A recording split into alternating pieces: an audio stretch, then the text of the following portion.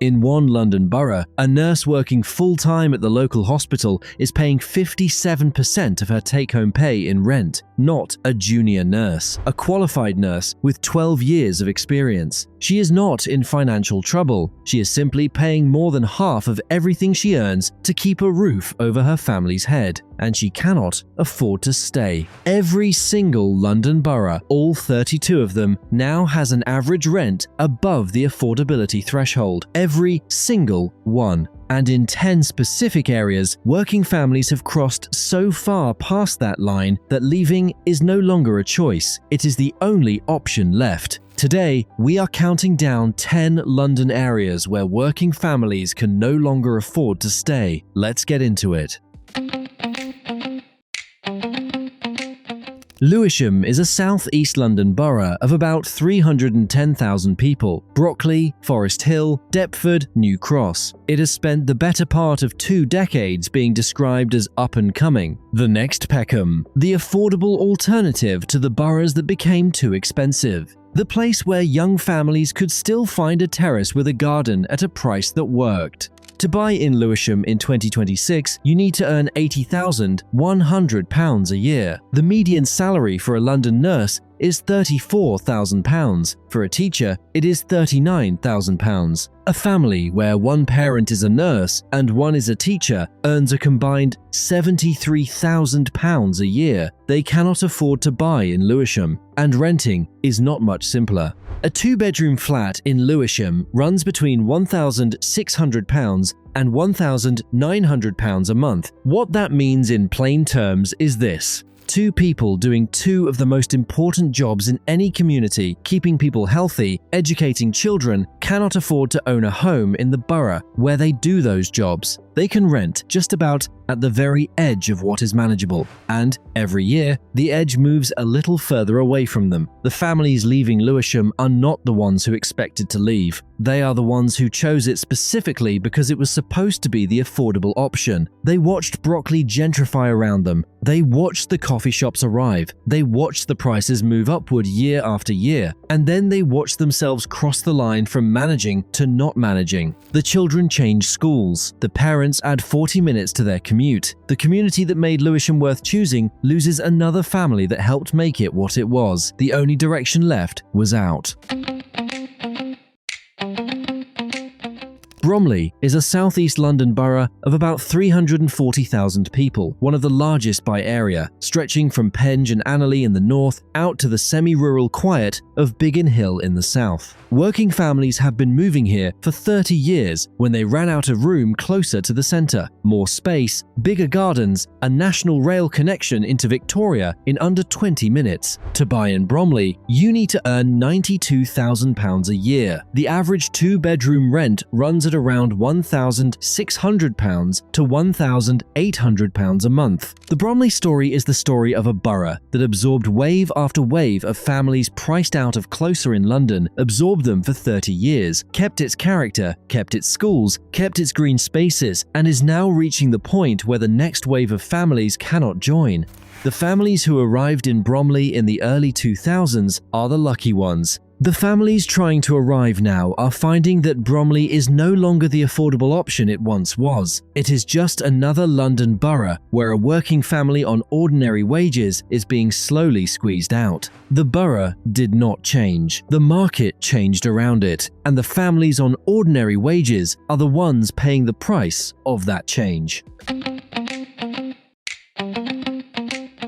Wandsworth is a southwest London borough, Battersea, Tooting, Clapham Junction, Balham. According to ONS data published in August 2025, renters in Wandsworth are paying more than half their income in rent, over 50%. The average 2-bedroom flat rents for somewhere between £2,200 and £2,800 a month. The salary you need to earn to buy in Wandsworth is £116,900, the second highest of any London borough. Higher than Hackney, higher than Southwark, only Kensington and Chelsea sits above it. For a borough that spent decades being sold as the sensible, slightly cheaper alternative to Chelsea, that figure represents a very long journey from where it started. A family where one parent is a firefighter and the other works as a school receptionist brings in a combined £61,000 a year before tax. They need nearly double that to buy in Wandsworth, and they are paying over half of their take-home pay in rent to stay there. Wandsworth used to be one of the better value parts of inner South London. The low council tax rate that gave it a financial edge has been swallowed whole by the property prices and rents that grew around it.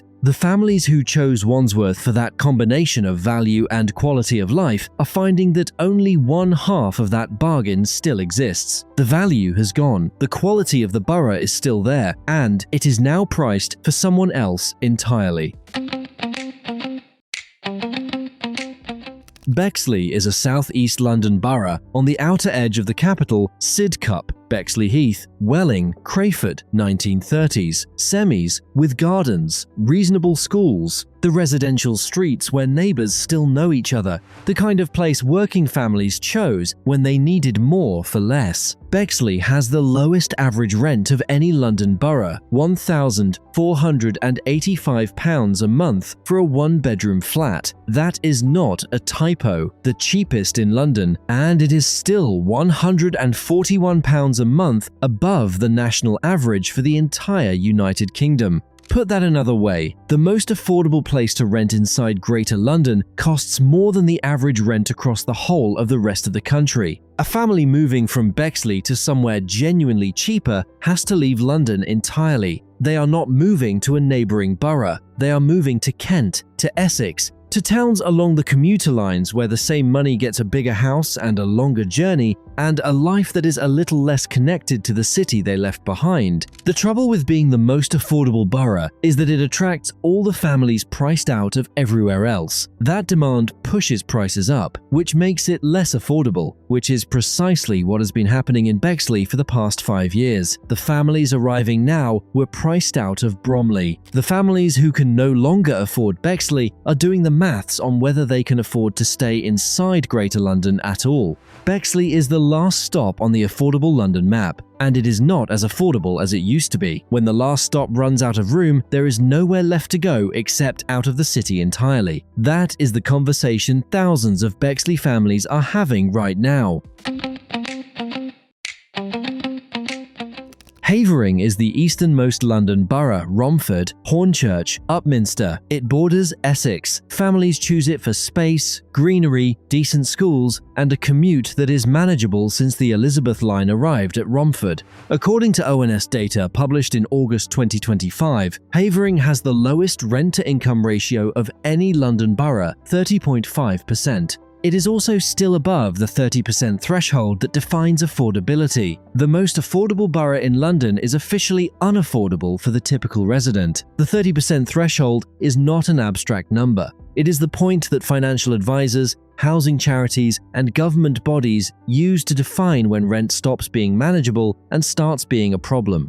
Below 30%, a household can pay the rent and still have enough left over to live on. Above it, the rent is consuming more than it should, and something else in the budget has to give.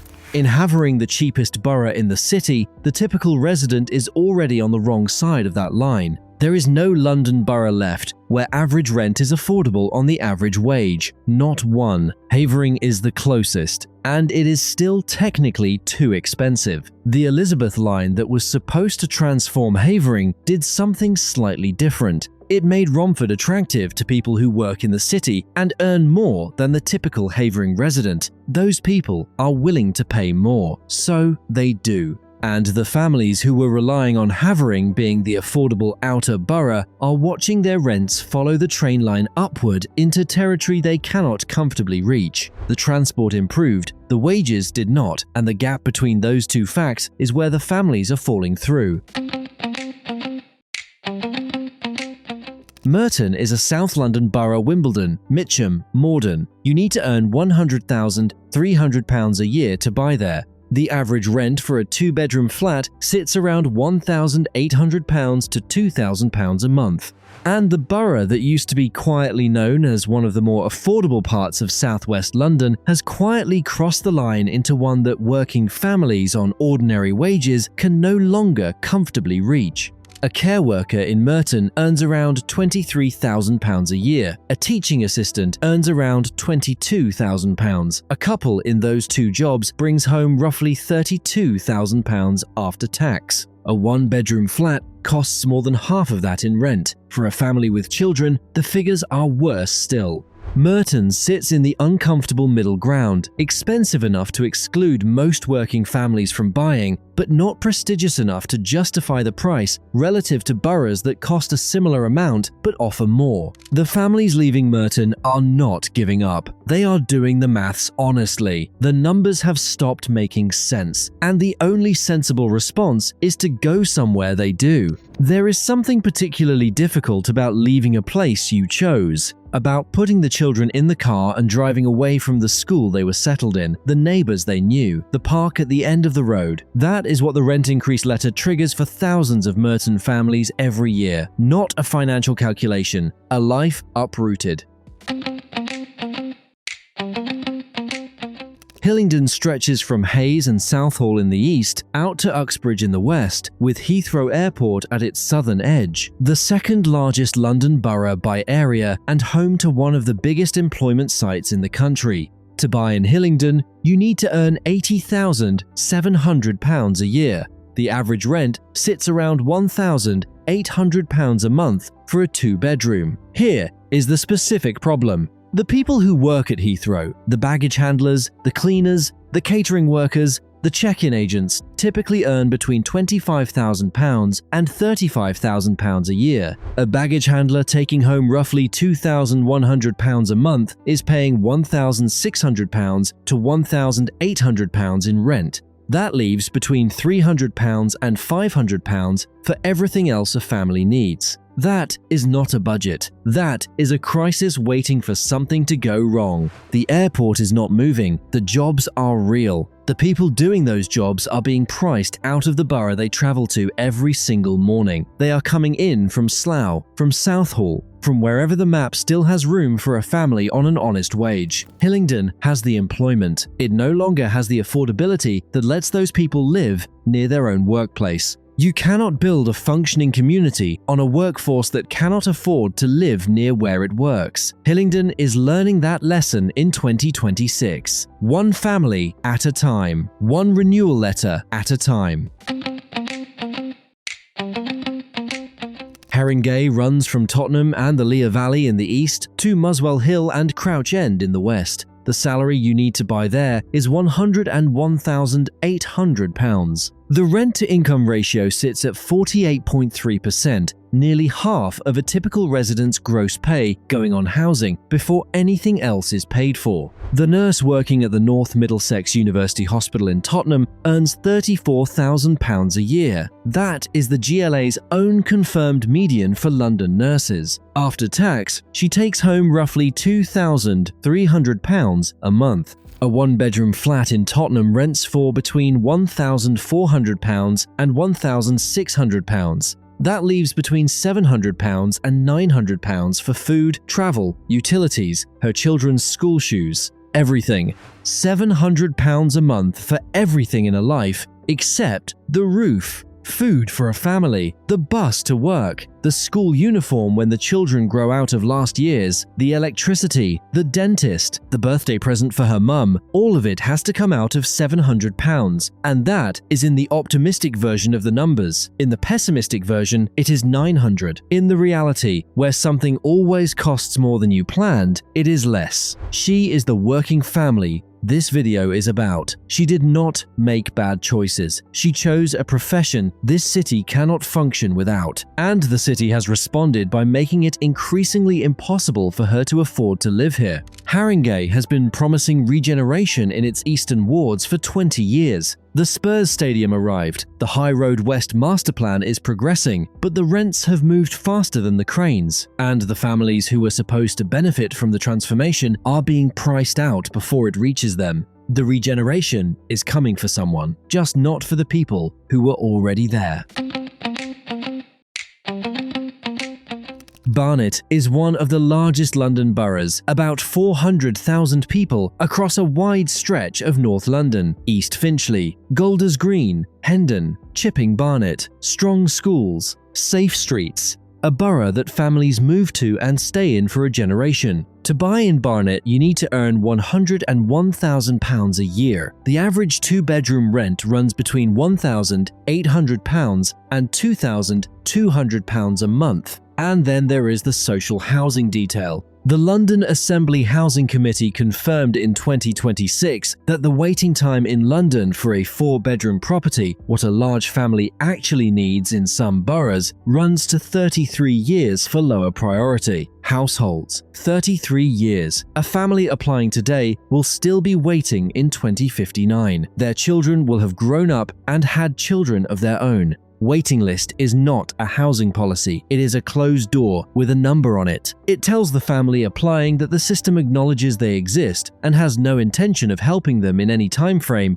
that corresponds to the life they are actually living. The children will have gone to secondary school, passed their GCSEs, left home, and started their own families before the letter arrives. The private market requires £101,000 to buy. The social housing list requires a third of a century to clear. And in the gap between those two facts, a working family with 2 children and 2 jobs and a combined income of £65,000 is paying over £2,000 a month in rent and watching everything they earn disappear into housing before their life can begin. Each month, that family is not in poverty. They are working, they are trying, they are doing everything right, and the housing market is telling them it does not matter. The numbers do not work, and the list does not move, and the only realistic option is somewhere cheaper that is not inside the borough they chose.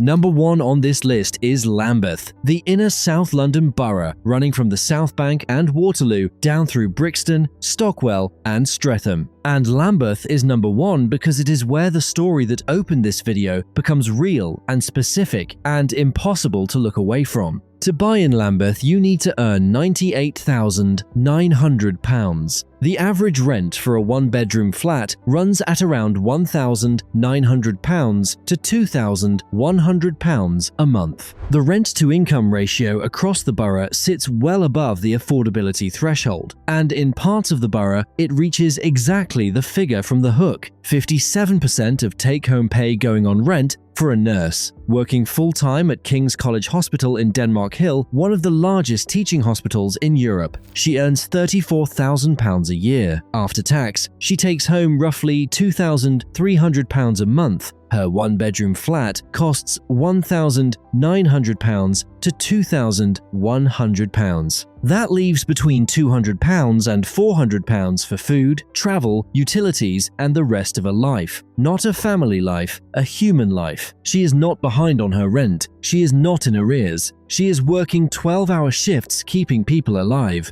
and she cannot afford to stay in the borough where she does it. That is not an extreme case. According to the GLA's key worker guidance, the vast majority of nurses and teachers in London earn below £60,000. The Mayor has established that figure as the household income cap for intermediate housing eligibility. Most key workers cannot even reach the bottom rung of the affordable housing ladder. And in Lambeth, the borough with a world-class hospital, a vibrant cultural scene, and some of the most important public servants in the city, those key workers are paying more than half their income to stay.